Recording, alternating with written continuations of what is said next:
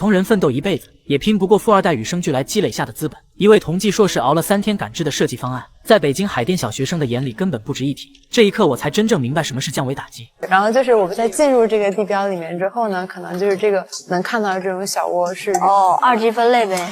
太棒了！当时一群名校毕业生在北京顶尖建筑设计院实习，本以自己为凭借学历与能力，早已站在同龄人金字塔的顶端。可这天领导下达的一项高难度任务，让所有人纷纷犯了难。他们需要面向年轻群体设计一套虚拟建筑方案。为了交出一份合格亮眼的答卷，整个团队接连熬了3个通宵，反复修改出10几版方案。可最终拿出的成果依旧差强人意。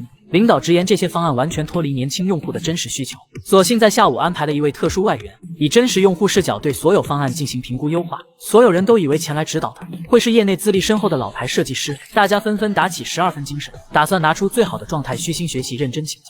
可当办公室的门被推开，在场所有人瞬间愣住，走进来的竟然是一个刚满12岁的男孩。实习生们两对视，满脸诧异，但碍于领导情面，众人只能强装热情。哎，他多大了呀？现在12是哪年生的呀？10。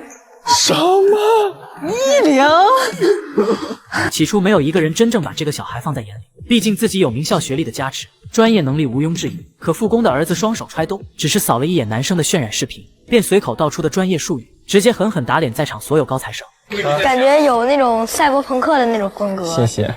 从建模的角度来说，这个可实现性还是很大的。就是落下原本慵懒的办公室氛围，瞬间变得格外紧张。其余等待点评的小组全都屏住呼吸，满心忐忑，生怕自己的方案被指出漏洞。而接下来的点评更是彻底刷新了所有人的认知。男孩不会贸然否定他人的辛苦付出，总会先真诚夸赞设计里的亮眼亮点，再客观地指出问题，给出清晰的改进方向。但是它这个有一个很明显的缺点，就是地数太大了，玩家很容易就比较分散，也没法做到这个交友上的。对，我觉得这个设计它比之前的 QQ 的传统交友好很多。他不仅谈吐成熟，说话老道，举手投足和父亲如出一辙，更是小年纪就熟练掌握了各类专业绘图设计软件，远超同龄人的逻辑思维和语言表达与共情能力，让在场一众名校高材生纷纷自愧不如。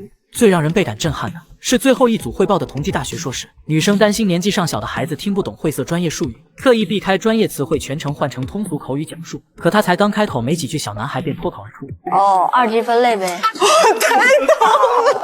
仅4个字就精准点出了方案的核心逻辑。这位同济硕士当场僵在原地，满脸错愕的说不出一句话。至此复工的儿子彻底凭借沉稳的谈吐和远超同龄人的知识储备，征服了在场所有人。要知道他虽然只有12岁，但亲身参与过的项目早已多到一张纸都罗列不完。众人都忍不住好奇，他究竟就读于什么样的学校？你之前是在哪个地方上学？在海淀区那边。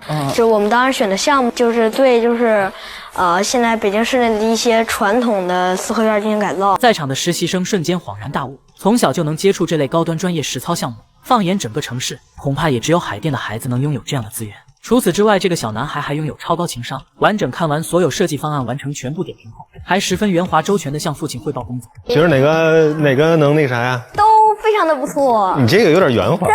真的。就反正他们因为设计的这个出发点都不一样，各有各的特色，所以说不能说这个比较什么的。原来所谓的降维打击，从来都不是天赋的碾压，而是起点的悬殊。我们拼尽全力跨越的山海，或许只是别人与生俱来的起点。